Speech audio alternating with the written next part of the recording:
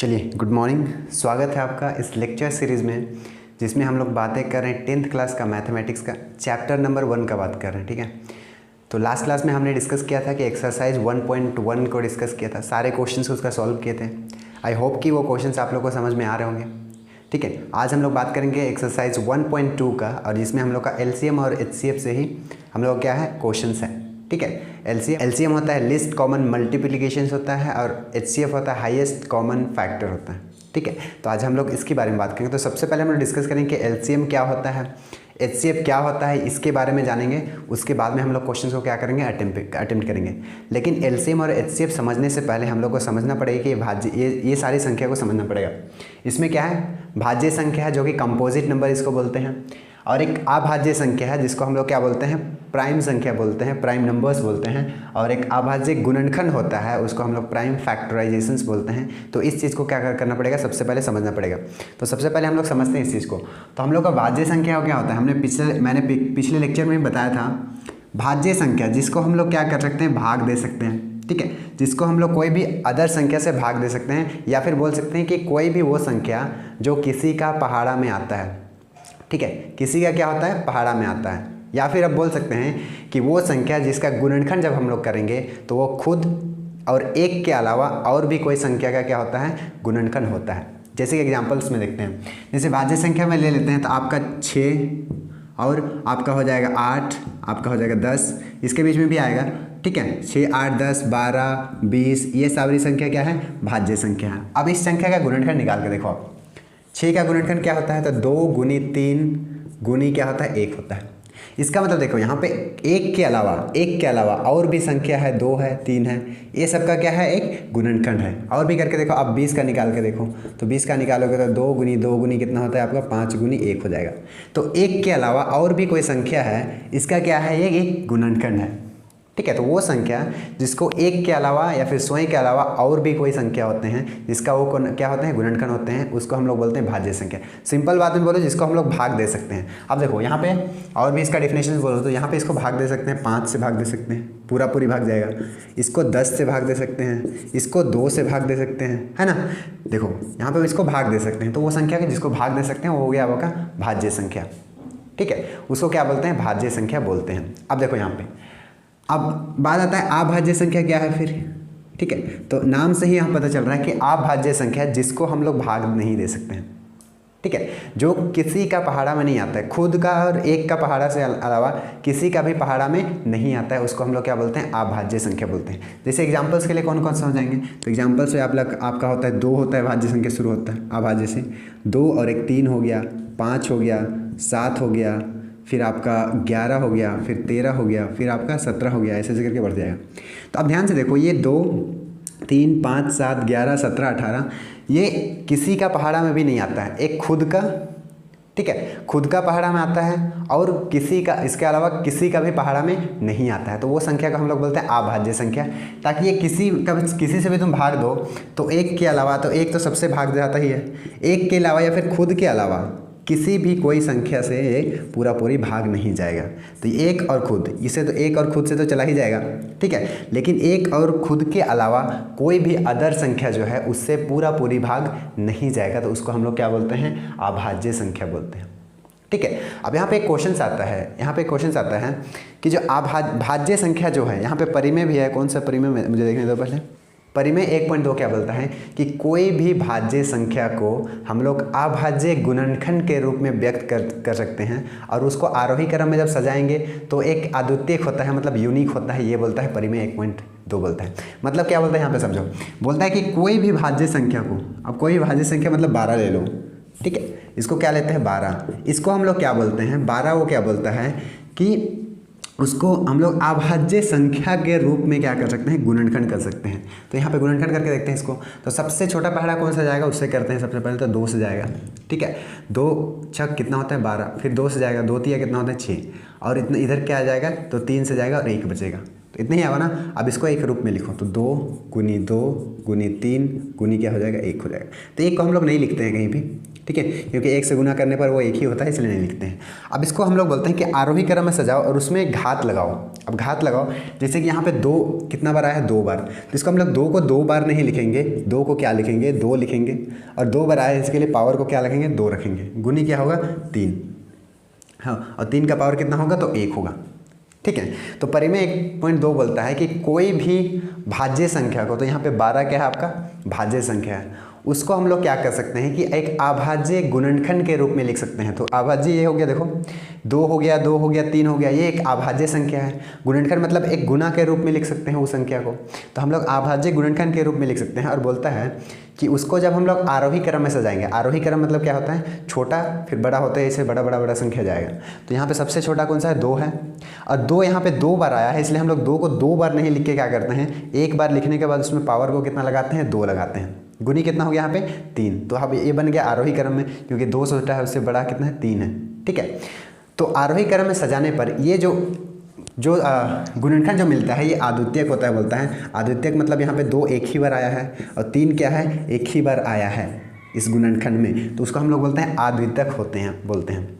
ठीक है, तो ये संख्या के एग्जाम्पल्स के लिए लिखेंगे, तो यहाँ पे 12 का ही लिख दो, तो 12 का कौन सा था 3, 2 का पावर 2 गुनी कितना था 3 हो गया। तो हम लोग ये अभाज्य गुणनखंड के रूप में और भी लिखेंगे, तो 20 को लिखेंगे, तो 20 को क्या क्या होता है, सबसे पहले तो गुणनखंड करो, 2 गुनी 20 का 2 से यहाँ 10 होता है, फिर 2 हो गया 5 होता है, फिर 5 गुनी 1 मतलब कितना होता है 5। ये होता है अभाज्य गुणनखंड। लेकिन इसको आरोही क्रम में कैसे लिख सकते हैं, तो 2 का 2 लिख सकते हैं, गुनी 5 के रूप में लिख सकते हैं। तो सिंपल सा वही बोलता है कि कोई भी भाज्य संख्या को हम लोग एक अभाज्य संख्या के गुणनखंड के रूप में लिख सकते हैं, बस यही चीज़ को क्या करता है, बतलाता है। ठीक है, तो इसको हम लोग प्राइम फैक्टराइजेशंस बोलते हैं इस मेथड को, या फिर अभाज्य गुणनखंड बोलते हैं। ठीक है, अब एक क्वेश्चंस के थ्रू क्या करते हैं, एक क्वेश्चंस के थ्रू क्या करते हैं हम लोग HCF और LCM को अच्छे से क्या करते हैं, समझते हैं, उसके बाद में हम लोग क्वेश्चंस पे क्या करेंगे, जाएंगे। ठीक है, तो चलो एक उदाहरण के थ्रू हम लोग क्या करते हैं, HCF और LCM को क्या करते हैं, समझते हैं। ठीक है, अब उदाहरण नंबर 6 है, इसको लेके हम लोग समझते हैं कि HCF क्या होता है और LCM क्या होता है। तो उदाहरण 6 बोलता है कि संख्याओं 6 और 20 का अभाज्य गुणनखंड विधि से HCF और LCM ज्ञात कीजिए। ठीक है, कौन सा संख्या है, 6 है और 20 है। तो सबसे पहले तो ये देखा जाएगा कि 6 है और जो 20 संख्या है वो दोनों कौन सा संख्या है, तो एक भाज्य संख्या है, क्योंकि वो तो हम लोग 6 और 20 का क्या करते हैं, और यहाँ पर बोल रहा है कि अभाज्य गुणनखंड विधि से करना है। तो हम लोग अभाज्य गुणनखंड क्या होता है देख लिए मैं, और यहाँ पे निकालते हैं। यहाँ पे तो 6 का अभाज्य गुणनखंड निकालेंगे तो सबसे छोटा से करेंगे, तो 2 से जाएगा, तो 6 कितना 3 दूना कितना होता है 6 होता है। ठीक है, मतलब यहाँ पे 3 करेंगे तो 1 करेंगे, इसका मतलब क्या आया 2 3 और ये, तो सबसे छोटा क्या आया 2 आया, गुनी कितना आया 3 आया। ठीक है, और 1 आया तो 1 को नहीं लिखते हैं कोई भी, तो यहाँ पे क्या करते हैं, इसका पावर 1 करते हैं, इसका पावर सबसे पहले इसको यहीं तक छोड़ दो। ठीक है, अब 20 का वैसे ही करते हैं, तो 20 का अभाज्य गुणनखंड करेंगे तो सबसे छोटा क्या जाएगा 2 जाएगा, फिर कौन सा 2 बचे कितना 10 दूना कितना होता है 20, फिर 2 जाएगा, फिर कितना होगा 5 होगा, फिर 5 और क्या करेंगे 1 लिखेंगे। तो इसको हम लोग क्या लिख सकते हैं, इसको हम लोग क्या लिख सकते हैं कि 2 गुनी क्या लिख सकते हैं 5 लिख सकते हैं। ठीक है, यहाँ पे 2 गुनी कितना लिख सकते हैं, यहाँ पे 5 लिख सकते हैं। आरोही क्रम में लिखेंगे तो सबसे पहले मैंने क्या बताया था कि 2 कितना बार आया है, तो 2 बार आया है, तो 2 बार आया तो इसको क्या लिखेंगे हम लोग यहाँ पे 2 लिखेंगे, और गुनी कितना है 5 है। अब 5 कितना बार आया तो 1 बार, तो यहाँ पे 2 कितना बार आया तो 1 बार, यहाँ पे कितना है 1 बार, तो हम लोग क्या करते हैं ऐसे लिखते हैं। ठीक है, हम लोग क्या करते हैं इसको ऐसे लिखते हैं। अब ध्यान से सुनो क्या होता है, अब LCM क्या होता है और HCF क्या होता है वो चीज़ सुनना है यहाँ पे। ठीक है, HCF, अब HCF हम लोग क्या बताया था, ये मैंने बताया था कि हाईएस्ट होता है, हाईएस्ट इसका फुल फॉर्म होता है, कॉमन होता है, और F से क्या होता है आपका फैक्टर मतलब गुणनखंड, हाईएस्ट कॉमन क्या होता है फैक्टर होता है। ठीक है, हाईएस्ट कॉमन फैक्टर, इसका मतलब क्या हुआ कि वो दोनों संख्या में किसमें 6 में और 20 में जो भी उसका प्राइम फैक्टराइजेशन आया है, मतलब अभाज्य गुणनखंड जो आया है उसमें से जो हाईएस्ट होगा सबसे बड़ा संख्या होगा, और जो क्या होगा कॉमन होगा, मतलब सबसे बड़ा संख्या जो दोनों में है, सबसे बड़ा संख्या जो क्या है दोनों में है, सबसे बड़ा संख्या कॉमन में जो कि क्या है दोनों में है, अब वो क्या है फैक्टर है, उसको बोलता है। मतलब सिंपल सा बोलो तो यहाँ पे देखो ध्यान से, यहाँ पे देखना, यहाँ पे सबसे बड़ा संख्या जो दोनों में है वो ध्यान से देखो, तो यहाँ पे 2 है, 2 का पावर 1 है, यहाँ भी 2 का पावर है ना, इसको अभी छोड़ दो, इसको छोड़ दो, अभी यहाँ से कंसिडर करो, तो इसको 1 1 और यहाँ पे 1 लिख सकते हैं। अब यहाँ ध्यान से सुनो यहाँ पे कि यहाँ पे भी 2 है और यहाँ पे भी 2 है, 2 के अलावा कोई भी बड़ा संख्या नहीं है जो दोनों में मिल रहा है आपको, ठीक है। 2 का पावर 1 का मैं बात कर रहा हूँ, 2 के अलावा कोई भी अदर संख्या नहीं है जो दोनों में कॉमन मिल रहा है आपको, दोनों में कॉमन मिल रहा है, क्योंकि यहाँ पे 5 है यहाँ, लेकिन यहाँ पे 5 नहीं है, यहाँ पे 3 है लेकिन इसमें 3 नहीं है। क्या होना चाहिए कि दोनों संख्या में सबसे बड़ा संख्या होना चाहिए जो दोनों में क्या होगा, कॉमन होगा, यानी कि दोनों में क्या होगा, उभयनिष्ठ होगा। इसका मतलब हम लोग का कौन सा संख्या मिल रहा है, यही संख्या तो मिल रहा है ना, यही संख्या तो मिल रहा है। तो हम लोग क्या बोलेंगे, इस दोनों संख्या का HCF कितना है बोलेंगे यहाँ पे, तो 2 बोलेंगे। क्या बोलेंगे हम लोग, 2 बोलेंगे, ठीक है। यहाँ से भी देख सकते हो, यहाँ पे एक इसका डेफिनेशन है, यहाँ पे बोलता है HCF ऑफ 6 और कितना है 20 का क्या होता है, 2 का पावर 1 है, इसका मतलब 2 है ना, इसका मतलब 2 है। अब वो क्या होता है, HCF क्या होता है, तो संख्याओं मतलब ये दोनों संख्याओं में प्रत्येक उभयनिष्ठ गुणनखंड, अब उभयनिष्ठ मतलब होता है कॉमन, ठीक है, जिसको हिंदी में इंग्लिश में कॉमन बोलते हैं। उभयनिष्ठ अभाज्य गुणनखंड, उभयनिष्ठ मतलब होता है कॉमन जो कि दोनों में हो, ठीक है। अभाज्य गुणनखंड मतलब इसका बात कर रहा है कि सबसे छोटी घात का गुणनफल, सबसे छोटी घात का गुणनफल। अब सबसे छोटी घात देखो 2 ही तो है, तो ठीक है, सबसे छोटी घात जो दोनों में ही तो मिल रहा है, उभयनिष्ठ है, तो सबसे छोटी घात का गुणनफल को ही क्या बोलते हैं हम लोग, सबसे छोटी घात का गुणनफल के ही क्या बोलते हैं हम लोग, उसको हम लोग HCF बोलते हैं, ठीक है, उसको क्या बोलते हैं, HCF बोलते हैं। तो आई होप समझ में होगा HCF। अब हम लोग बात करते हैं LCM का, LCM ये क्या होता है, तो लिस्ट C से कॉमन ही हो जाएगा, दोनों जगह कॉमन, ठीक है, और M से क्या होता है,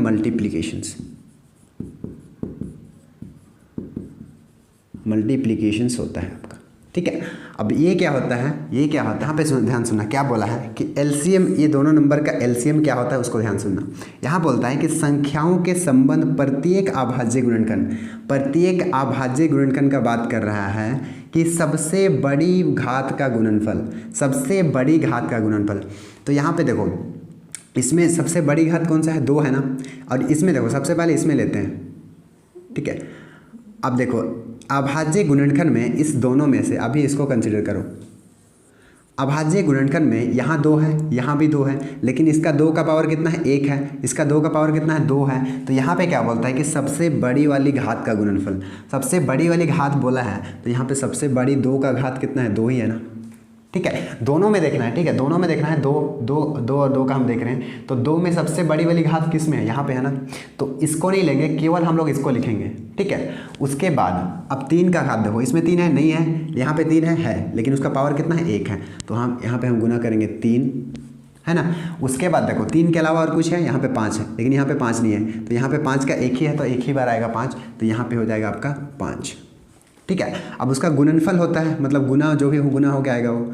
अब यहाँ पे गुना करते हैं इसको, 2 का पावर 2 मतलब 4 हो गया, गुनी 3 गुनी कितना हो गया आपका 5, तो 4 दिया कितना होता है 12, 12 गुनी 5, तो 12 5 आपका कितना होता है 60। तो ये संख्या का क्या हो गया, LCM क्या हो गया, 60 हो गया, ठीक है। LCM क्या हो गया, 60 हो गया। ये चीज़ को ध्यान से देखो, संख्याओं के संबंध प्रत्येक अभाज्य गुणनखंड मतलब दोनों का अभाज्य गुणनखंड की सबसे बड़ी वाली घात का गुणनफल, सबसे बड़ी वाली घात का गुणनफल क्या होता है, आपका LCM होता है, और ये कितना है आपका 60 है। और एक चीज़ यहाँ पे, अब ये दोनों संख्या का 6 और 20 का गुणनखंड कितना आया, नहीं HCF कितना आया है, तो 2 आया है।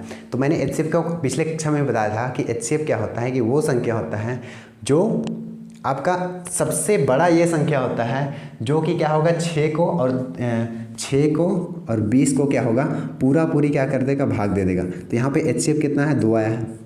सबसे बड़ा संख्या होता है जो पूरी भाग दे देगा। अब इसको भी भाग देगा, देखो 2 तिया 6 हो जाएगा, 2 दहिए 20 हो जाएगा।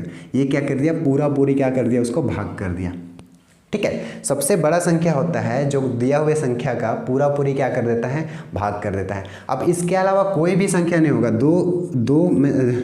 दो के मतलब सबसे बड़ी 2 ही एक संख्या है जो पूरी भाग कर रहा है। 2 से और कोई बड़ी संख्या 3 को ले लो, तो 3 को तुम भाग दोगे तो ये 3 को भाग पूरी इसको तो दे देगा, 3 दूना 6 तो कर देगा, लेकिन इसको भाग दे नहीं पाएगा, ठीक है, इसको भाग दे नहीं पाएगा। 4 को भी लोगे तो 4 आपका इसको पूरी नहीं भाग कर पाएगा, है ना, क्योंकि यहाँ पे 3 आ जाएगा, 2 आ जाएगा, पूरी भाग नहीं गया। लेकिन 20 को कर देगा। लेकिन दोनों को भाग देने के लिए केवल 2 ही एक ऐसा संख्या है, सबसे बड़ा संख्या है, जो पूरी क्या कर देगा, भाग दे देगा। इसका मतलब HCF इसका कितना आया, 2 आया। ठीक है, ये हो गया HCF का बात। अब LCM का बात देखो। यहाँ पे LCM क्या बोलता है कि LCM क्या है कि वो सबसे छोटी संख्या है। LCM क्या है, लिस्ट कॉमन मल्टीप्लिकेशन होता है ना, तो ये वो सबसे छोटी संख्या है जो आपका 6 का और 20 का दोनों का क्या होगा, पहाड़ा में आएगा। सबसे छोटा है जो दोनों का पहाड़ा में आएगा। अब ध्यान से देखो, 6 का पहाड़ा बोलते हो तो 60 आता है ना, 6 दहिए 60 आता है, 10वीं बार में आता है। ठीक है, और आपका 20 का बोलते हो तो 20 का पहाड़ा में कितना आता है, 20 दिया कितना होता है, 60 होता है। ठीक है, मतलब 20 दिया 60 होता है, 6 दिया 60 होता है, मतलब दोनों का पहाड़ा में आपको क्या आएगा, 60 आएगा। दोनों का पहाड़ा में 60 आएगा, लेकिन सबसे छोटी ये संख्या है जो दोनों का पहाड़ा में आएगा। इससे बड़ा संख्या हो सकता है जो दोनों का पहाड़ा में आ रहा है, लेकिन सबसे छोटी जो संख्या है वो 60 ही है, जो 6 का भी पहाड़ा में आता है और क्या आता है, 20 का भी पहाड़ा में आता है। इसका मतलब 20 का भी गुणनफल है और क्या है, 60 का भी गुणनफल है। ये छोटी संख्या, इसीलिए बोलते हैं इसको लिस्ट, सबसे छोटी संख्या जो कॉमन है, दोनों में क्या है, कॉमन है और मल्टीप्लिकेशन से 6 और 20 का, मतलब 6 और 20 दोनों का पहाड़ा में एक सबसे छोटी यही संख्या है जो दोनों का क्या होता है, गुणनफल होता है। ठीक है, यहाँ तक समझ में। अब एक चीज़ देखो, यहाँ पे देखो LCM और HCF को गुना करके देखते हैं। LCM ऑफ किसका, 6 और किसका, 20 का। 6 और 20 का गुण LCM गुनी क्या करते हैं, HCF किसका, 6 और क्या हो गया, 20 का। ये कर दिए। ठीक है, अब ये करने पे कितना आ रहा है, ठीक है, अच्छा गुना कर रहे हैं तो LCM इसका कितना लो, हाँ ये गुना कर दिए। अब देखो कौन कौन सा संख्या है, मान लोगे हम लोग का A संख्या क्या है, B है, और क्या है, B संख्या क्या है, 20 है। दोनों का भी क्या करते हैं, गुना करते हैं, तो 6 गुनी 20 भी करते हैं। देखते हैं दोनों बराबर होता है नहीं होता है। LCM ऑफ 6 और 20, LCM कितना आया था इसका, तो LCM आपका 60 आया था, तो इसके जगह हम लोग लिखेंगे 60 गुनी HCF ऑफ दिस नंबर, कितना आया था हम लोग का, HCF इसका 2 आया था, तो यहाँ पे 2 आया। और यहाँ पे कितना है, 6। अब 6 को 20 से गुना करेंगे तो कितना आता है, 6 दूना 12, मतलब 120 होता है। ठीक है, और यहाँ पे 6 गुनी 2 को भी करेंगे तो कितना आता है आपका, तो 6 दूनी 12, मतलब 120, और 100 क्या होता है, 20 होता है। तो ये चीज़ होता है। ठीक है, इसका मतलब क्या है कि कोई भी दो संख्या का हम लोग जब HCF निकालेंगे और LCM निकालेंगे तो उसका जब हम लोग गुना करेंगे LCM और HCF को, तो ये दिए हुए दो संख्या के गुणनफल के क्या होते हैं, बराबर होते हैं। ठीक है, उसके गुणनफल के क्या होते हैं, बराबर होते हैं। तो यहाँ से बोल सकते हैं कि कोई दो पूर्णांक मान लेते हैं A और क्या है, B है। कोई दो पूर्णांक A और B है तो हम लोग इसका LCM of A and B को गुना करेंगे किसके साथ, HCF ऑफ A और B को निकाल के करेंगे, वो A गुनी B के बराबर होगा नहीं होगा, होगा ना, उसके क्या होगा, गुणनफल के बराबर होगा। तो ये इंपॉर्टेंट है, इससे हम लोग का क्वेश्चन भी अब बनेगा। ठीक है, कि कोई भी दो संख्या का LCM और HCF निकालो, वो दोनों को गुना करो तो वो किसके बराबर होते हैं, तो दिए हुए दोनों संख्या के गुणनफल के बराबर होते हैं। ठीक है, तो ये हमने क्या किया, यहाँ पे प्रूव किया। अब करते हैं हम लोग क्वेश्चंस का स्टार्ट करते हैं बनाना। ठीक है, चलिए नेक्स्ट क्वेश्चन हम लोग 7 नंबर को देखते हैं। इसमें बोलता है कि अभाज्य गुणनखंड विधि द्वारा 96 और 404 का HCF ज्ञात कीजिए और फिर क्या ज्ञात कीजिए, तो LCM ज्ञात कीजिए। सबसे पहले HCF निकालना है, उसके बाद क्या निकालना है, LCM निकालना है। तो कौन सा संख्या का निकालना है, तो 96 और 404। तो ये दोनों क्या है आपका, दोनों आपका भाज्य संख्या है। इसका मतलब हम लोग उसको क्या कर सकते हैं, अभाज्य गुणनखंड कर सकते हैं। ठीक है, तो दोनों का क्या करते हैं, अभाज्य गुणनखंड करते हैं। तो सबसे पहले गुणनखंड करने के लिए ध्यान से देखो इधर कैसे करते हैं अभाज्य गुणनखंड। उसके बाद क्वेश्चन में जाएंगे तो मैं कुछ क्वेश्चन सॉल्व करूंगा, पूरे क्वेश्चन सॉल्व नहीं करूंगा। तो सबसे पहले इसको ध्यान से देखो कैसे हम लोग अभाज्य गुणनखंड करते हैं, उसको देखो। तो क्योंकि यही सबसे पहले हम लोग का आएगा कोई भी क्वेश्चन सॉल्व करने से पहले। तो अभाज्य गुणनखंड कैसे करते हैं वो देखो। सबसे छोटा पहाड़ा बोलो जो कि 96 में आ जाए, तो 2 से जाएगा क्योंकि पीछे इसका सम है, तो 2 से जाएगा। तो 9 में पहाड़ा बोलो 2 का, तो कितना होता है, 2 चौके कितना होता है, 8। 2 चौके 8 हम लोग का हो गया, लेकिन ये 9 है तो 1 बचा है, तो यहाँ पे 1 आ जाता है। तो यहाँ पे 1 आ जाएगा तो ये 16 हो जाएगा। तो कितना हो जाएगा फिर, 2 8 कितना हो जाएगा, 16। फिर 2 से करेंगे तो 2 दूना 4, 2 चौके कितना होगा 8। फिर 2 से करेंगे तो 2 1 2, 2 दूना 4। ठीक है, फिर 2 से करेंगे तो 6 दूना 12 होता है, हम लोग जानते हैं। फिर 2 से करेंगे तो 3 हो जाएगा, फिर आगे नहीं जाएगा।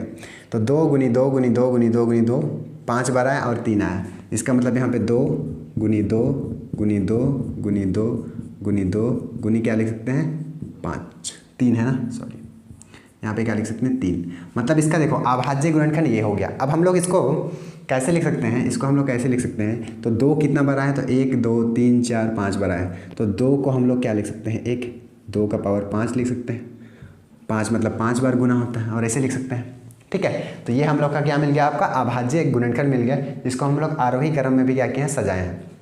ठीक है, वैसे ही अब हम लोग किसका करेंगे, तो 404 का करेंगे, तो 404 का करेंगे, तो 404 का 2 से जाएगा क्योंकि पीछे सम संख्या है, तो 2 दूना 4 2 दूना 4, फिर 2 से करेंगे तो 2 0 0 1 और कितना से जाएगा। ठीक है, अब 101 है, अब 101 किसका पहाड़ा में आता है। ठीक है, ध्यान से देखो यहाँ पे 3 से आता है क्या, यदि यहाँ पे 3 करते हैं तो 3 3 9 होता है, 1 बचेगा 11 हो जाएगा, जो कि 11 3 का पहाड़ा में नहीं आता है, तो 4 का भी नहीं जाएगा क्योंकि पीछे सम संख्या नहीं है। अब 5 का भी पहाड़ा में होने के लिए या तो 0 होना चाहिए या फिर 5 होना चाहिए लास्ट में, तभी जाएगा हम लोग का 5 से भी नहीं जाएगा, 6 से जाएगा क्या, 6 का 6 और 4 41 हो रहा है, नहीं होगा। 7 से जाएगा, 7 1 7 और 3 31 बज रहा है, नहीं जाएगा। 8 से जाएगा, नहीं जाएगा। 9 से जाएगा, 9 1 9 और 11 नहीं होगा। 10 से जाएगा तो 10 से भी नहीं जाएगा। 11 से जाएगा, 11 से भी नहीं जाएगा। आपका 12 से जाएगा, नहीं जाएगा। 13 से जाएगा, 13 का पहाड़ा में 107 आता है क्या, 13 से तो 91 होता है ना, नहीं आएगा। ठीक है, तो 13 का में भी नहीं आएगा, तो 14 करके देखो, 14 में भी नहीं आएगा। तो ये आपका, इसका मतलब क्या हो कि 101 ना किसी का पहाड़ा में नहीं आता है, तो हम लोग यहीं तक क्या करेंगे, इसको छोड़ देंगे, क्योंकि ये क्या है, अभाज्य संख्या है।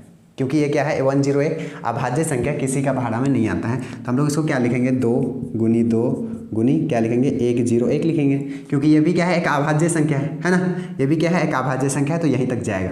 अब देखो, अब हम लोग को निकालना है, सबसे पहले HCF निकालना है, HCF। तो HCF क्या होता है, जो दोनों में क्या आ जाएगा, कॉमन हो।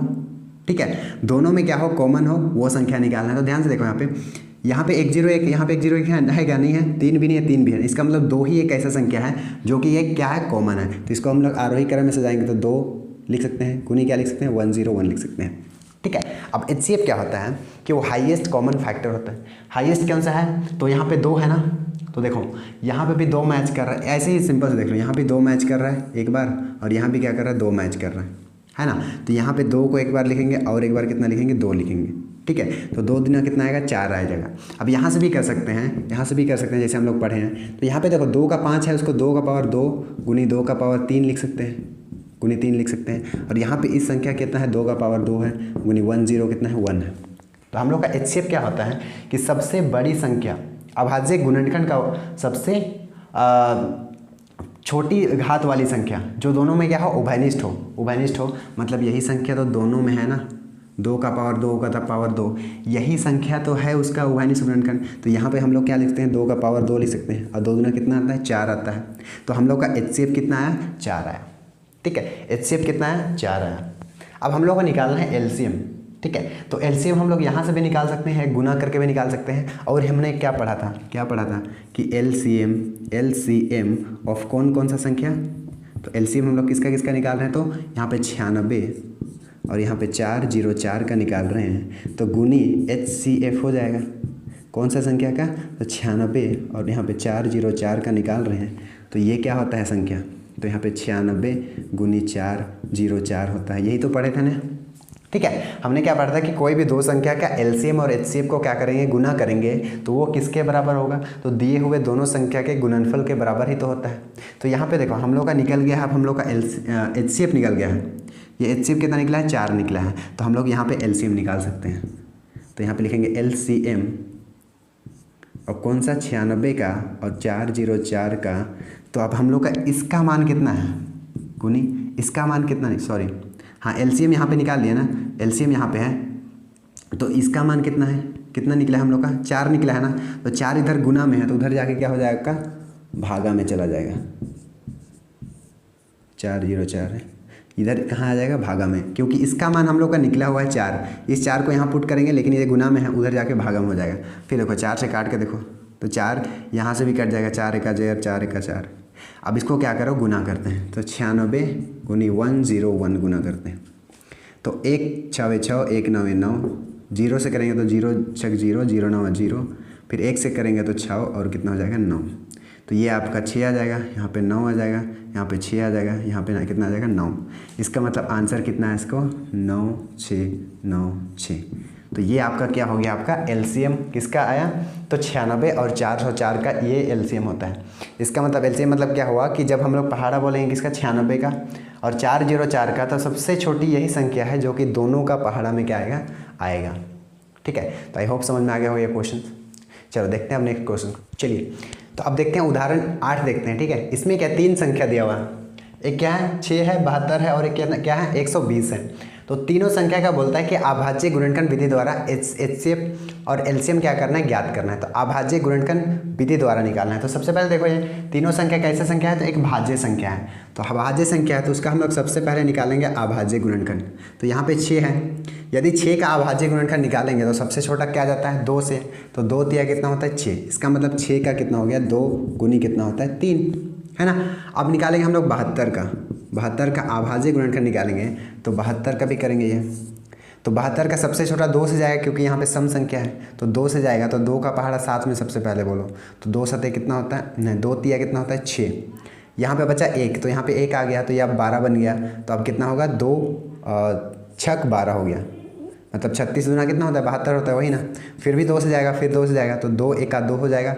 यहाँ 2 1 2 हो गया, 1 बचा तो यहाँ पे 16 हो जाएगा। तो 2 8 कितना होता है 16, फिर 2 9 18, फिर नहीं जाएगा 2 से तो 3 से जाएगा। तो कितना आ गया 2 गुनी 2 गुनी 2 गुनी कितना आ गया आपका 3 आ गया।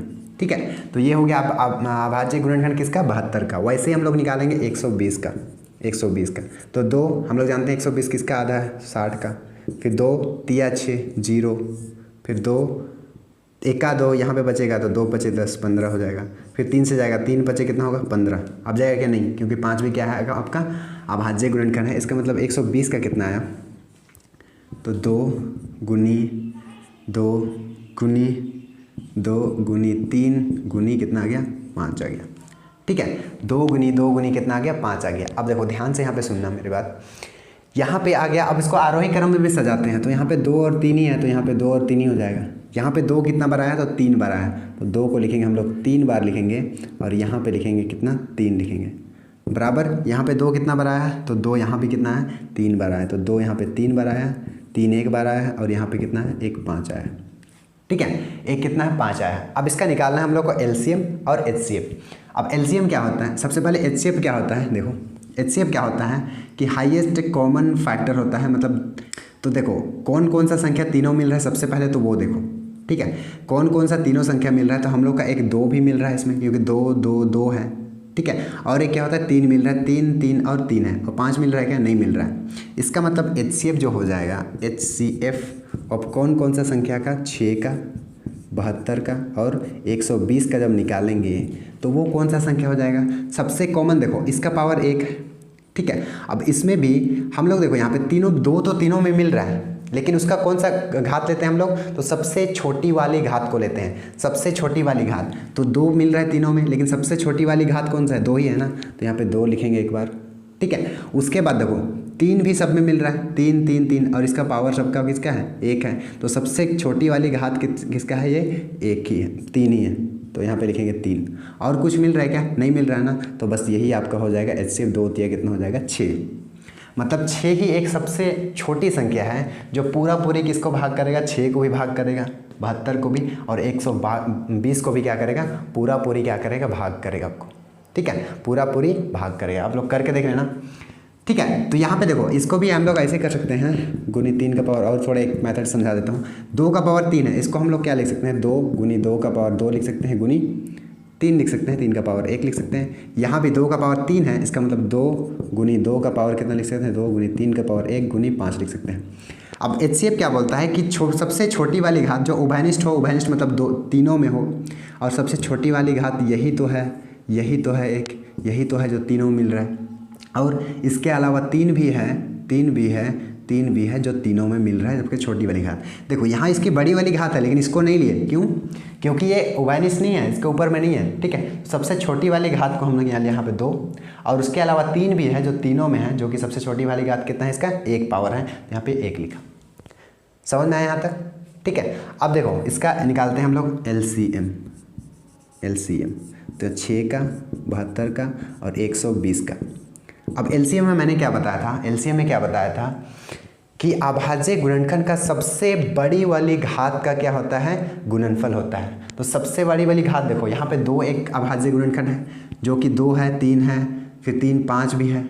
तो इसमें देखो सबको गुना करते हैं, सबसे बड़ी वाली घात को यहाँ पे लेते हैं। तो यहाँ पे अभी देखते हैं यहाँ पे, तो 2 का देखो 2 का पावर 1 है, 2 का पावर 3 है, 2 का पावर कितना है, 3 है। तो सबसे बड़ी वाली घात लेंगे किसका, 2 का। तो सबसे बड़ी वाली घात कितना है, 2 का पावर 3 है। फिर 3 के लिए जाते हैं अभाज्य गुणनखंड 3 में, तो यहाँ पे 3 है, यहाँ पे 3 है। तो सबसे बड़ी वाली घात इसका 3 का पावर 1 ही है, तो यहाँ पे आ जाएगा 1 बार आ जाएगा। उसके अलावा कौन सा अभाज्य गुणनखंड है, तो 5 है, तो यहाँ पे कितना आ जाएगा आपका 5। ठीक है, तो 2 का पावर 3 कितना होता है आपका, 8 होता है। 8 या 24, 24 बचे कितना हो जाएगा, तो यहाँ पे आपका 24 गुना 5 करेंगे, तब 4 बचे 20 के 0, 2 हाथ में आपका, और 4 5 दूना 10 और 2 कितना हो गया 12, मतलब 120 होता है। ठीक है, इसका मतलब 120 होता है आपका, ये हो गया। ठीक है, आपका क्या होता है, ये हो गया। ठीक है, तो आपका क्या हो गया, अभाज्य हो गया, क्या बोलते हैं, एलसीएम कितना आ गया 120 और एचसीएफ कितना हो गया 6 हो गया। लेकिन एक चीज़ यहाँ पे करके देखते हैं, यहाँ पे करके देखते हैं, जैसे हम लोग पिछले वाला के लिए थे। एलसीएम ऑफ कौन कौन सा नंबर है, तो आपका 6 है, 72 है और कितना है 120 है।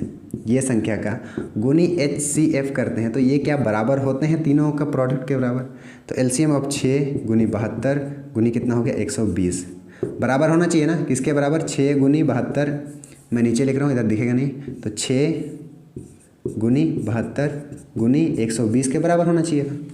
लेकिन हो रहा है कि नहीं हो रहा है, यहाँ पे ध्यान रखते हैं। तो एलसीएम हम लोग कितना है, 6 आया ना, 6 आया, गुनी कितना हो गया 120 हम लोग का एलसीएम है, ये एचसीएफ है एलसीएम, इसको गुना करने पे इसके गुना के बराबर होना चाहिए बोलता है, इसके गुना के बराबर होना चाहिए बोलता है। तो क्लियरली यहाँ से दिख रहा है, देखो यहीं से दिख रहा है हम लोग का कि ये बराबर नहीं होगा। क्यों नहीं होगा, क्योंकि यहाँ भी 6 है, 6 गुनी 120 यहाँ पे है, और यहाँ भी 6 गुनी 120 के अलावा भी कौन सा है 72 है, अलावा भी क्या है 72 है। इसका मतलब गुना करोगे तो ये बराबर नहीं होगा, ये बराबर नहीं होगा।